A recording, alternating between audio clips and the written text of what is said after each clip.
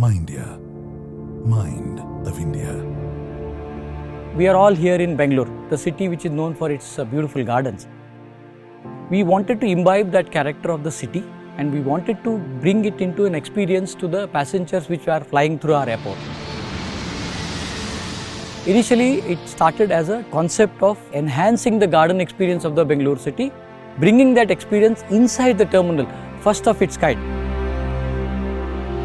Terminal in a garden was a vision statement. That's our first preliminary vision, what we thought. Then we started looking at, can we enhance the terminal in a garden experience to terminal in a biodiversity hotspot? A place where plants find their refuge for next 100 years, 200 years, 300 years, till this airport lasts. We have an assured place where we take care of these species. That started exceeding initial thought process. We made this into a terminal in a biodiversity hotspot. Initially, airports were always stressful. Here, we wanted to change that concept from a stressful environment to a beautiful environment where pleasure is all about a garden walk, being with the plants. Being with plants which you have never seen in your lifetime, which will you never be able to see in your lifetime because these are very hard to find plants. So that's what made us to bring in plants from the entire world and an opportunity for everyone to see these beautiful creations of God.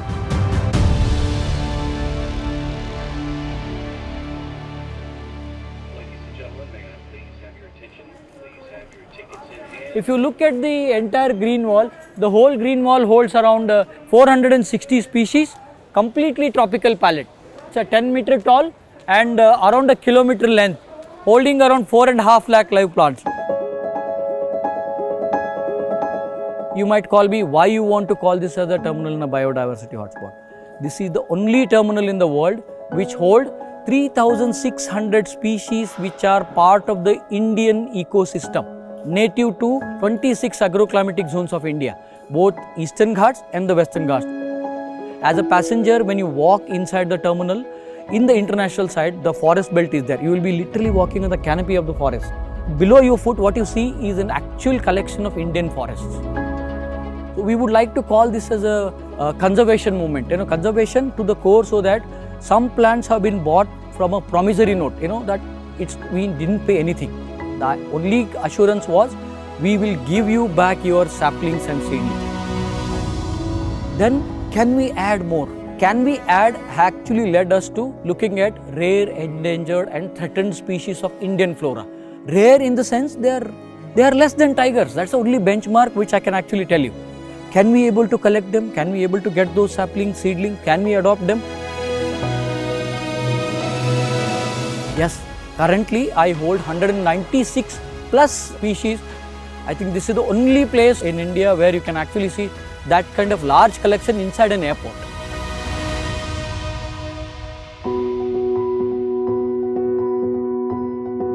When we started creating the forest inside the terminal, the biggest challenge was how we hold the soil which is filled at a 98% compaction.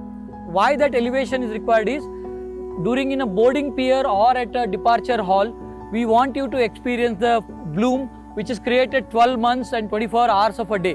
Some are night bloomers, some are day bloomers, but there is color on a daily basis here. The next challenge was, in that compacted soil, plants may not be interested to grow initially. So we introduced a top 1 meter of profile, wherein this profile is filled in a gunny bag, because gunny bag deteriorates after 2 years.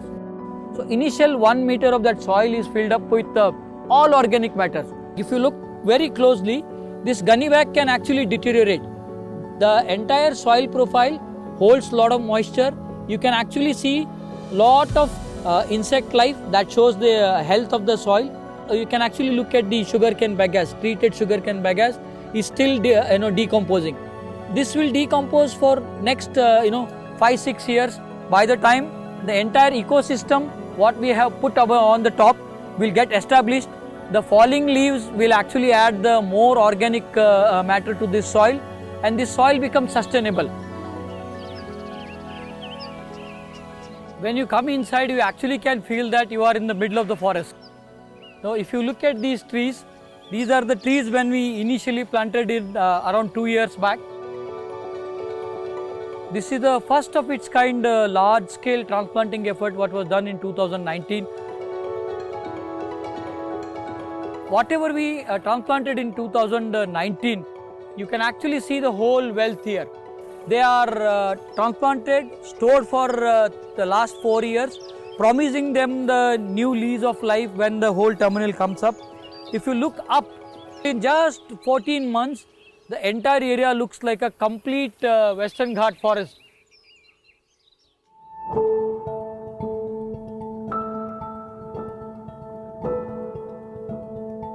The place where I am standing right now is an collection of international plant material from all across the globe, all 5 continents, from the Mediterranean climate. You might ask me why Mediterranean climate. See, Mediterranean climate is the winters are quite harsh. Many plants, they don't require water. They require very less water, and dry and arid climate, but it's a colder environment. Indoors of an airport is always colder. It's maintained at from an 18 degrees to 22 degree situation. End of the day, when we are opening this in airport, the idea was to create a long-lasting memory, long-lasting experience. So in that scenario, the first and foremost idea was limited maintenance or limited fiddling with the regular maintenance of the plants. If you look at this entire palette, these are one of the oldest living plants on earth as well as in Mediterranean climate. Decilerions, Yuccas, basically these are all type of Yuccas. Decilerion longicium, Villeri, Maculensis is the species what you see here. Currently when you see oldest living plants in the Google, this will actually take you to Dracaena dracos from Socotra Island as well as from Canary Islands. These are Dracaena dracos which are 800 year young. So they are known to survive for another 4,000 years. The aloe vera, grandmother of aloe vera, this is one of the oldest living aloe vera species. This plant is around 100-120 years. The aloe bensky and aloe barberi, there are 2 species what you can see in this planting palette. Many of the Indians have never seen these plants. My collection holds from as young as 6 year to a 600-year-old tree. Look at towards my right hand side, it's a 600-year young. The Dracaena dracos from Canary Islands are 800-year young. They are known to survive for another 4,000 years. If you look surrounding in the closely, the entire terminal is airtight. It's completely closed. So there is no chance of any cross-pollination. These plants are completely disease-free, pest-free since last 4 years. They don't have any disease, any pest. So only thing what we need to take care of is they don't get any infection from the tropical plants, because these are very different, they come from a different growing climate. So we made it sure that those plants which come from the typical area of Mediterranean climate are combined together. The tropical plants are combined together so that the tropical experience remain different. The moment once you enter inside the baggage belts and the forest belt, they are all tropical and subtropical climate. The orientation garden, where you are reorienting yourself to catch a flight, is all about Mediterranean plant wealth. When we talk about the tropical palette inside the orientation garden, this is the only water feature 7 has the tropical palette, because there is a constant waterfall which is going to happen, which releases the mist or moisture out. The idea was we added the plants which actually love that kind of a moisture. In the entire terminal, only place where you actually see the mist and the moisture is 2 water features. So both the water features have a typical tropical plants. You can actually look at pandanus, palms and different kinds of tropical palms.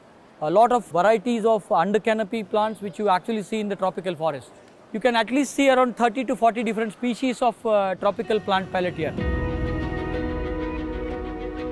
If you look at carefully the Dracaena draco or the Prachichiton pringli, Prachichiton pasacana, or those rare cactuses which came from Mediterranean climate, they have moved from RET, they have rare, endangered, threatened, to a stage where they are called as red list, IUCN red list. They are worldwide rare now.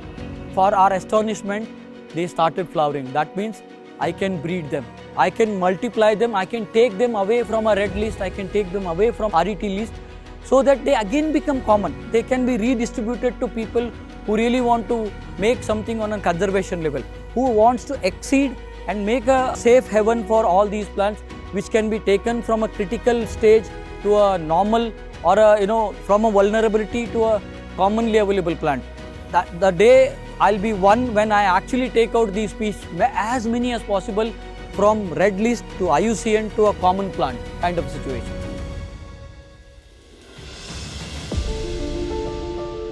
My entire ceiling is a solar panel. We don't buy energy from the grid anymore. We only buy energy from the alternate sources. My entire runways, nearly 2,200 acres of runway, is all about green. It's like a turfed area. Even though we don't have water, we harvest each and every drop what falls on a campus. We actually consume our own water. Consumed water turns into a grey water. Grey water is treated through active, beautiful and clean principle. It again converts it into a water which is reusable, like the way Singapore does it. It's the same technology what we have adopted here. My grey water goes for the energy need, that is an AC need, where it goes to the chiller.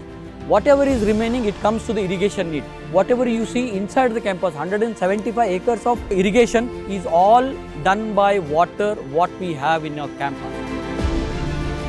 It was all about sustainability. It was all about looking at how do we conserve, how do you give a place wherein they can survive for next hundreds of years to come. These are all reserved greens. For next whatever the years we are operating this airport, we will maintain that greenery for sure. As we are a sustainable airport, the idea is they are our jewels. They are which we want to showcase. Not only the rare, endangered, threatened species of India, but also the jewels from worldwide, so that passengers have an experience of both Indianness as well as the international experience. We are calling ourselves as a new gateway to India. If you are coming from Japan or from Norway or from Europe or from South America, you also can look beautiful plethora of plants from Indian ecosystem.